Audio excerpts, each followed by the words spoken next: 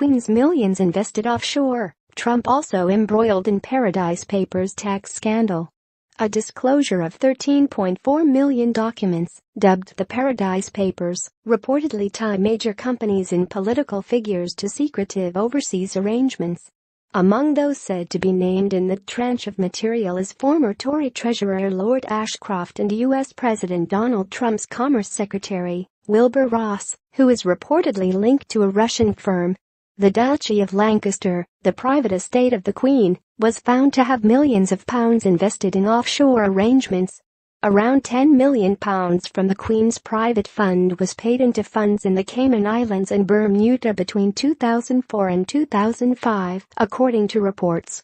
A small part of the cash was traced to a lender which has previously been criticized for ripping off poor customers. The Queen voluntarily pays tax on any income she receives from the duchy. A spokesman for the estate said, "We operate a number of investments, and a few of these are with overseas funds. All of our investments are fully audited and legitimate." The Paradise Papers represent the biggest data leak since the Panama Papers release last year and have been analyzed by almost 100 media organizations. Hundreds of individuals and companies reportedly have their overseas investments exposed by the files, which are also said to reveal that major global companies have exploited offshore schemes to avoid tax. The political reverberations of the release began to be felt almost immediately. Labour leader Jeremy Corbyn said the data proves that there's one rule for the super-rich and another for the rest when it comes to paying tax. His concern was echoed by Meg Hillier, the chairwoman of the House of Commons Public Accounts Committee, who said senior officials from Revenue and Customs, HMRC, would appear before the panel on Monday. She said, "British taxpayers will be rightly outraged by the content of these disclosures. Every pound moved offshore to avoid paying tax deprives public services of vital funds." The government talks tough about clamping down on aggressive tax avoidance, but once again we see Revenue and Customs being outmaneuvered. HMRC must investigate the very worrying allegations arising from this leak.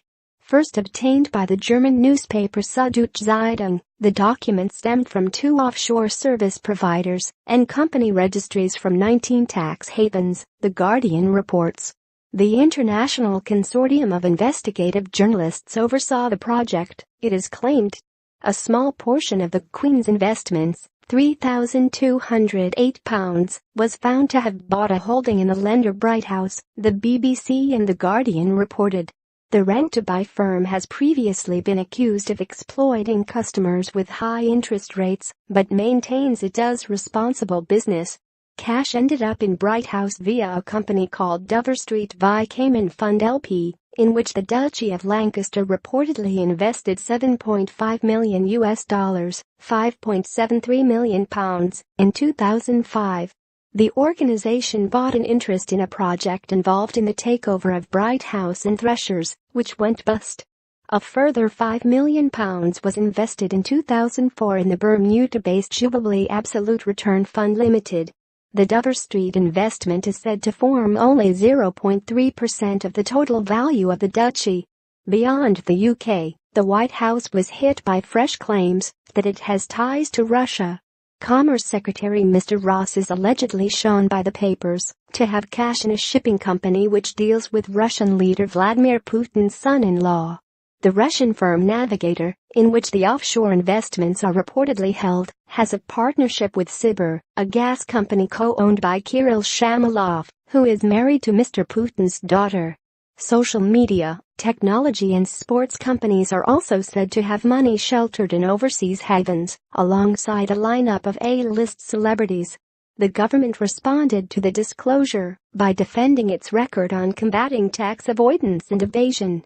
A Treasury spokeswoman said, since 2010, the government has secured an additional £160 billion, more than the annual UK NHS budget, for our vital public services by tackling tax avoidance, evasion and non-compliance. This includes more than £2.8 billion from those trying to hide money abroad to avoid paying what they owe. There are 26,000 HMRC staff tackling tax avoidance and evasion, and we have provided an extra £800 million to fund their efforts.